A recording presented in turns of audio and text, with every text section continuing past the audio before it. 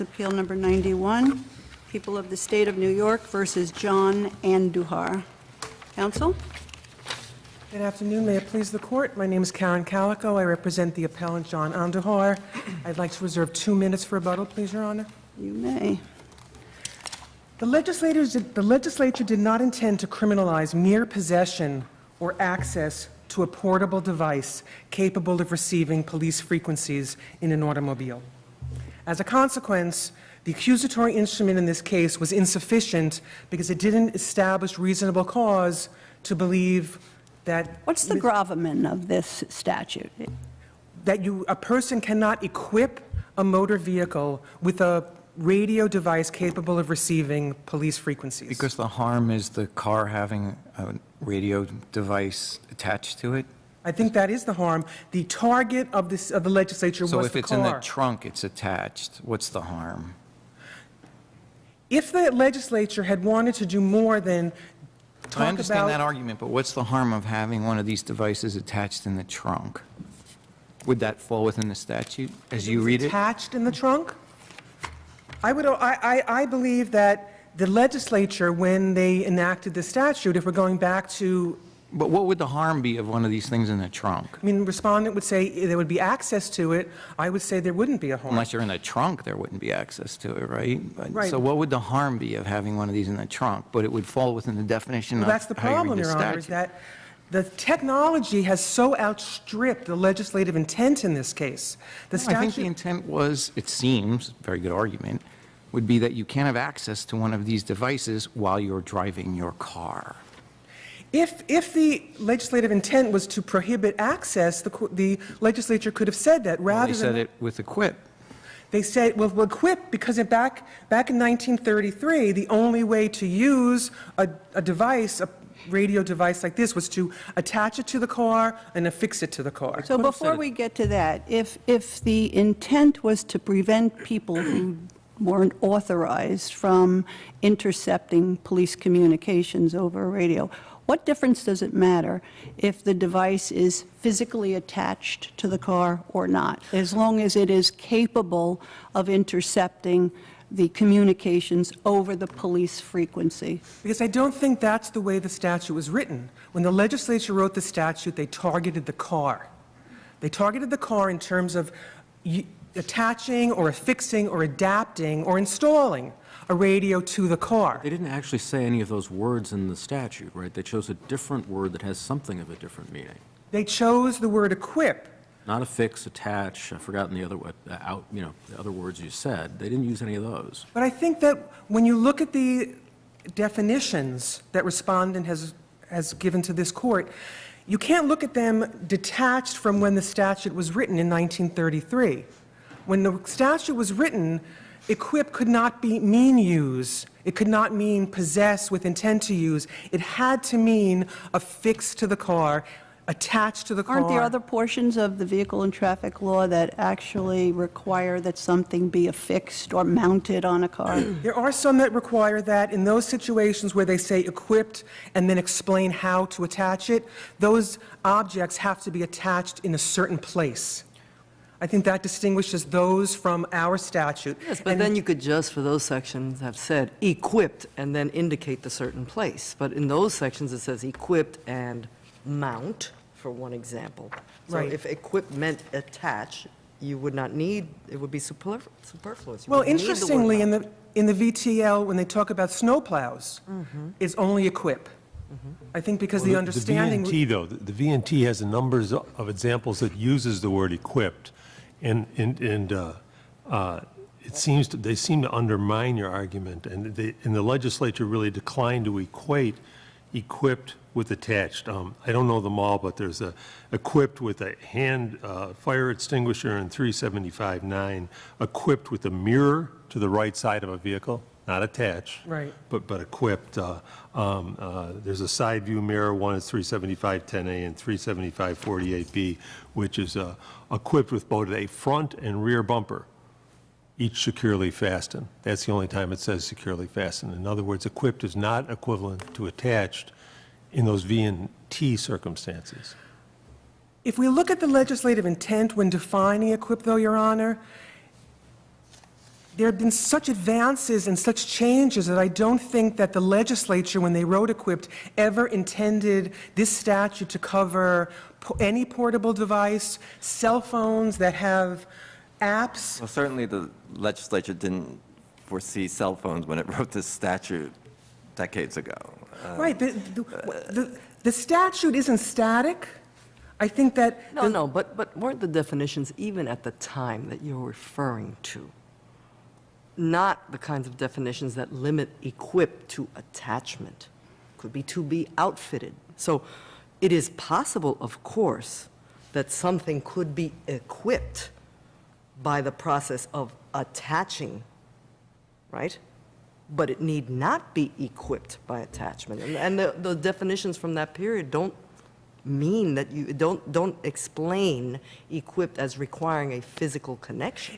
It doesn't necessarily have to be a physical connection. It could be an adaptation. There needs to be the connection to the vehicle. So let me ask you this. Let's say you were using a modern cell phone and you set up your in-house or your in-car, I should say, equipment so that it basically through one of these apps gave you the same thing as the scanner. Is that equipping the vehicle?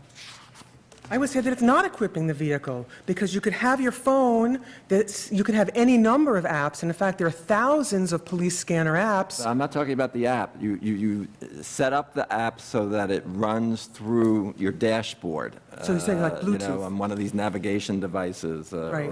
I would say that no, that the and so it statute. talks to you with, hands-free. I would say that this statute was not meant to cover that. I think that.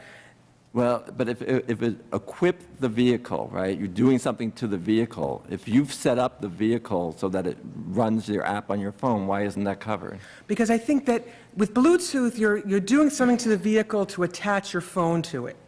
Here, we're looking at a physically be statute. attached? Excuse me? It doesn't have to be physically attached. No, not physically attached, but you're adapting in order for the Bluetooth to run through your car. Here, we're looking at a statute where the target was the car, not the person, so that the person. Isn't the target the conduct to prevent people from running around chasing car accidents and things I of think that nature? initially the conduct was having a car equipped with capability to access police scanners, because the fear was they didn't want getaway drivers accessing the frequencies. So the target is the defendant. I mean, that's the person who's violating the statute. I mean, the target's always that's the person who's going to get arrested. If this behavior is prohibited, if this court wanted to prohibit that, the legislature has to be the one to rewrite the statute. The appellate term, Well, by I'm ruling. not clear why you equate adaptation, what you said, adaptation, with the physical attachment. And I don't see why that's I don't a think it ha- natural and common understanding of equip. I think the fitting out of the car in order to function with the police, with the radio that you needed in 1933, you needed some kind of adaptation, fitting out, attachment. It couldn't just be a portable device. There needed to be the connection to the car. The statute was amended in 1948. It was amended again in 1966. In 1966, automobile was changed to motor vehicle, and at that point, portable radios were foreseeable, and the legislature didn't change the wording. Thank you, counsel. Counsel?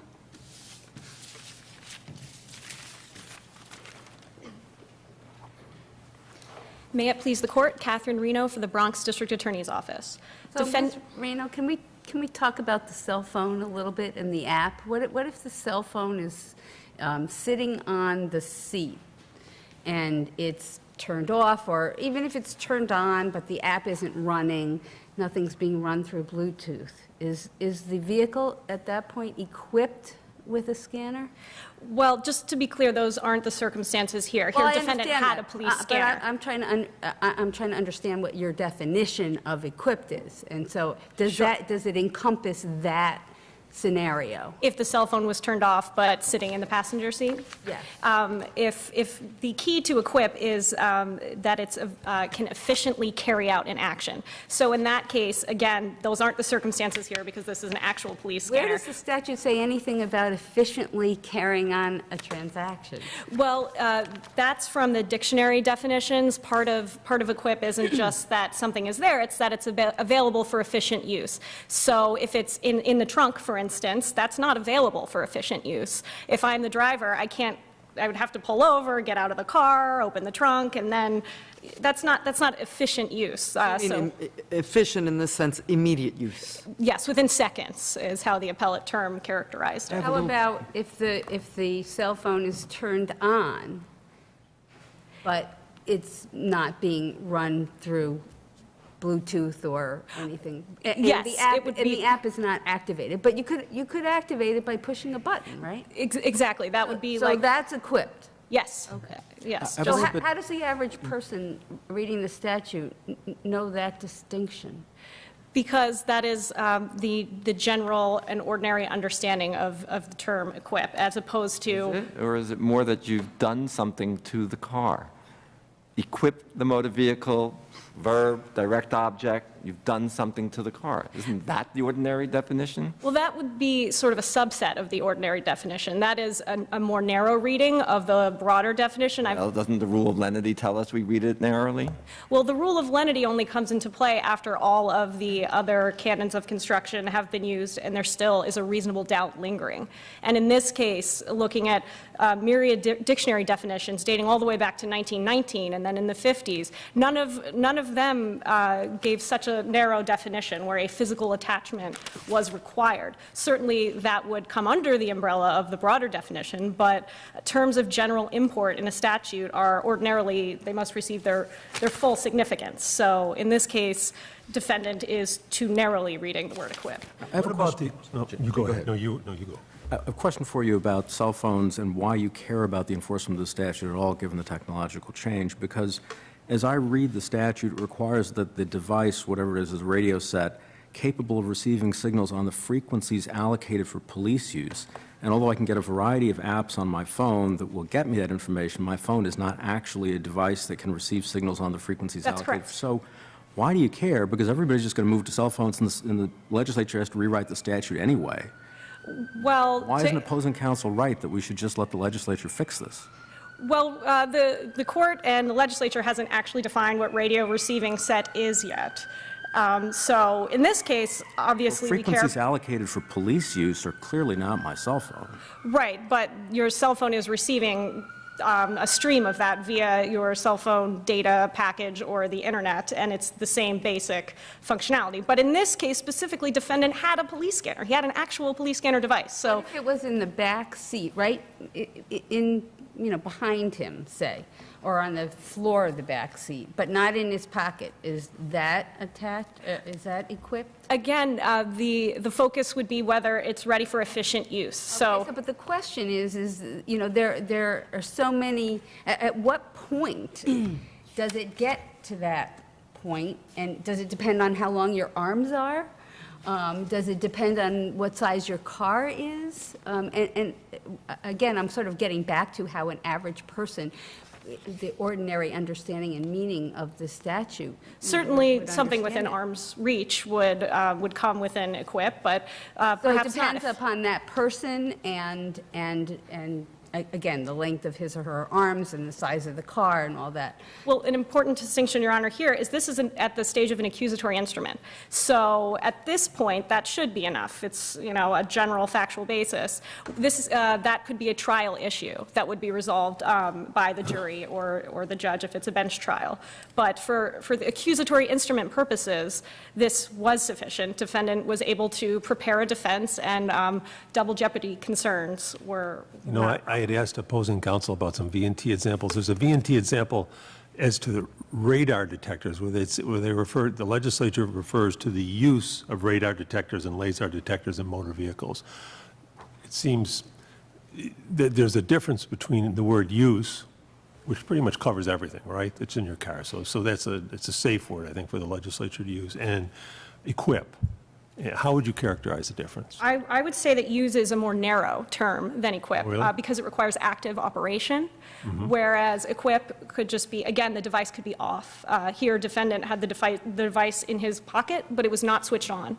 So technically, he could have a defense at trial that he was not using the device, whereas he would still have equipped the vehicle with the device. Thanks.